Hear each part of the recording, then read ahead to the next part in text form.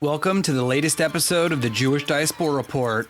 On this episode, we're going to discuss Taglit-Birthright Israel and how it engages young Jewish people with the state of Israel.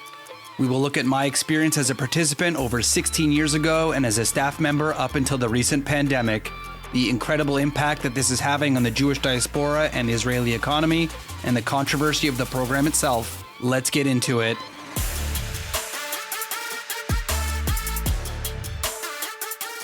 For those of you who are unaware of what Taglit-Birthright is, it's a program that was created a number of years ago to try and engage young Jewish people in the diaspora with the state of Israel. Many people who were living in the diaspora really had very little connection to Israel and didn't really know much about it, and a number of philanthropists try and find ways to engage these young people with a trip.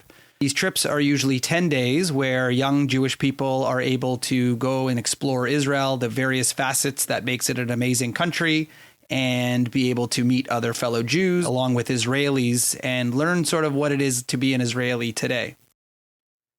About 16 years ago, the topic of Birthright Israel was one you would never really hear in the Jewish community. It was fairly new. I believe it was 2006, so it was only around for a few years at this point. And someone approached me and told me about this, trip to Israel and that it's free. I'll be honest, I'm kind of the typical diaspora Jew where, I grew up in a culturally Jewish area, wasn't very religious. Most of my friends weren't very religious. I knew of a country called Israel. I really had very little interest in going. It was really interesting because I remember specifically landing in Israel and saying to myself, okay, just 9.5 more days and then I get to go home. I really honestly didn't care to be there. It was, something that I kind of got convinced to do, but really wasn't that interested. That was for about 24 hours. Once I landed, got off the bus, and started learning about the history, something that I've always been interested in, it blew my mind how much information there was to learn. And from that moment forward, it really changed my life. I tried to absorb every possible piece of information from my tour guide. I learned so much that I had no idea about my own history and the history of my people. By the time my trip ended and my life had been essentially changed, I honestly was feeling like I needed to go back. I actually did go back pretty quickly afterwards to go and explore on my own. For anyone who has gone on the Birthright Israel trip, you realize it's like a crazy whirlwind where you sort of get a little taste of every aspect they can try and give you, but you don't really get to go in depth too much into any one particular thing. I spent a month in Israel just exploring and learning as much as I could, visiting places I hadn't seen the first time and going back to places I already had seen. Being a lover of history, one cannot understate how incredible of a country this is, that there is so much history around. And finally, when I returned home, I really felt that I needed to continue my learning. I actually ended up trying to do some studying on my own, and eventually I got into university to study Jewish history and biblical studies because I just couldn't get enough information. A number of years later, I ended up meeting with some people from Birthright who suggested that I try and lead trips, and I always wanted to give back to the same program that had changed my life in such a dramatic way. As a leader, I just honestly loved being able to impart some of the knowledge that I had learned and wanted to know when I was in Israel. I took really a great pride in trying to connect these young people to the state that I had once been connected to by my leaders. And one of my goals was always to get to know my participants as best I could in order to try and make sure that they were able to see the side of Israel that would most interest them. And I felt honestly that I was able to relive my first experience in Israel through them. I got to see the tears at the Western Wall. I got to really honestly get to see the amazement on people's faces when they got into the Dead Sea for the first time and could float. One of my most memorable moments, which honestly I don't think I ever would have expected, was when you go to the Western Wall. Anyone who's been there knows that there are very often on the men's side a group of men who are trying to ask if you'd like to put on tefillin. And I remember specifically, these guys are very, very good. If you've ever been there, they can pick you off from a mile with your Taglit name tag. This man comes out and he's a very cheerful and happy and excited man. And he says, hey, Mike. He could see and he can read my tag. And at first it was kind of off-putting. I didn't realize, like, does this man know who I am? And then I realized he had read my name tag. But he asked me, he's like, oh, you're here on Birthright. How's it going? How's your trip? And how are your participants? And I said to him, like, look, I enjoy it. I love teaching. You just never know until after the fact how you've affected your participants, if they're really getting it, if they're really enjoying it, making it as best an experience as it could be. And he told me a story that has never left my mind. And he said there was a very famous incident with the Rebbe from the Chabad sect. And the Rebbe went out once to speak in front of a crowd, and someone had to break the news to the Rebbe that unfortunately only one person showed up, and maybe it's not worth going out and speaking. And the Rebbe apparently said, I'm not only speaking to this person, I'm speaking to this person and their children and their children's children. And I don't know why in that moment, standing at the Western Wall in front of this amazing, amazing place, I broke into tears, because it affected me that I realized sometimes that I had been leading, let's say hundreds of people to Israel and reconnect them with their Judaism and with the state. But I never thought of the long-term impact that I'd be having on the Jewish community as a whole. That's a very awe-inspiring feeling, and that story has never left me. I remember it to this day. I'm even really proud to know that some of my participants who've been on my trips have actually gone on to become leaders themselves. And unfortunately, as I am passing on the torch to them, I know that the impact I've had on them is going to continue to people that they will lead. And honestly, my heart is full. When we come back, we're going to talk a little bit about the funding for this amazing program and maybe some cool facts that some people don't know about the Birthright Israel program, when the Jewish Diaspora Report continues. Most people are very confused when they hear that there's a free trip to Israel. It is a very confusing idea that you can get a free trip. Many people think, what's the catch? Are they going to try and convert me to something? Are they trying to sell me something? And so we'll talk a little bit about the funding as to where it comes from. 68% of the funding for Birthright Israel trips comes from worldwide donations. So that's from very wealthy philanthropists. That's for people who want to do small dollar donations. These donations could be made by these philanthropists for various reasons, either their support for Israel, the Israeli economy, for Judaism, and making sure that the next generation appreciates and supports the Israeli state.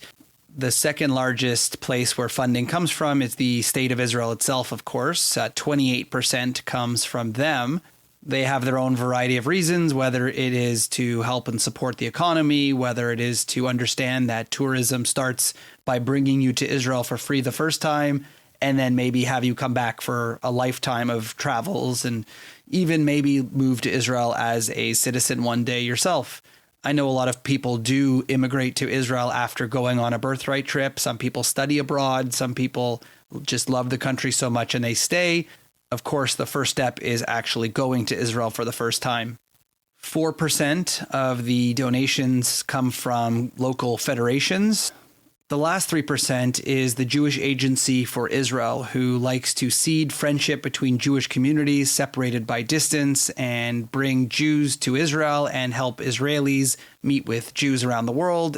Some people may ask, that's a lot of money. And I think the last estimate that I saw from 2019 was roughly $1.5 billion to the Israeli economy that the Birthright program has provided.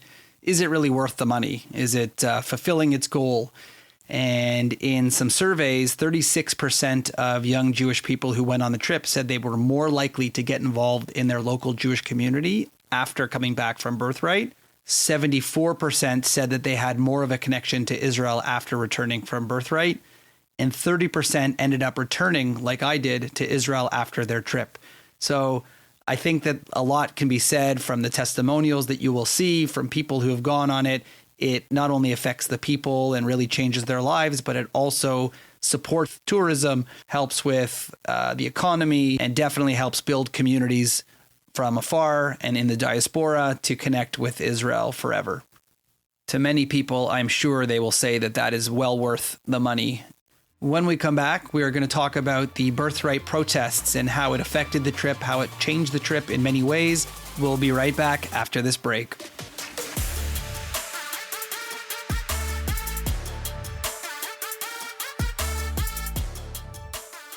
In 2019, I was in Israel leading a birthright trip, and we were given a little bit of a warning about these new protests that were starting as a way of bringing up issues that were happening within Israel and the idea that some protesters had against Israel. The protests began to try and convince people to leave their birthright trip in order to go see what they deemed to be more important sites that were showing the unhappiness in Israel. As a New York Times article said, some activists have protested birthright, saying that these trips erase the experience of the Israeli Arabs and the Palestinians.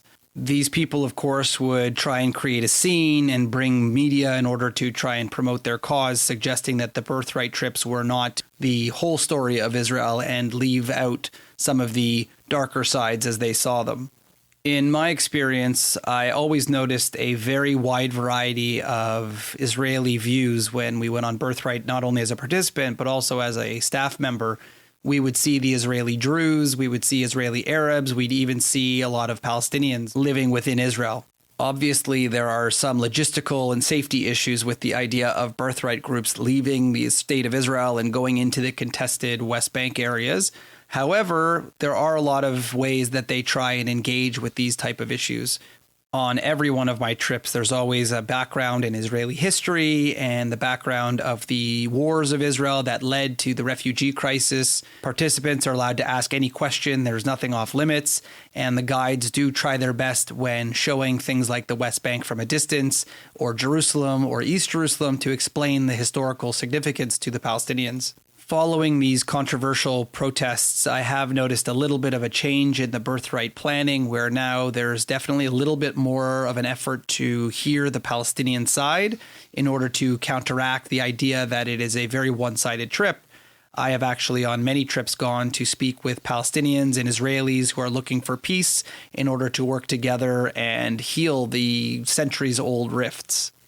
Interestingly, the New York Times article also suggests that the birthright protests have highlighted a generational divide between Jews who grew up with the constant fear of Israel's destruction and the more modern, younger people today who have just come to accept Israel's existence and really focus more on the Palestinian issues.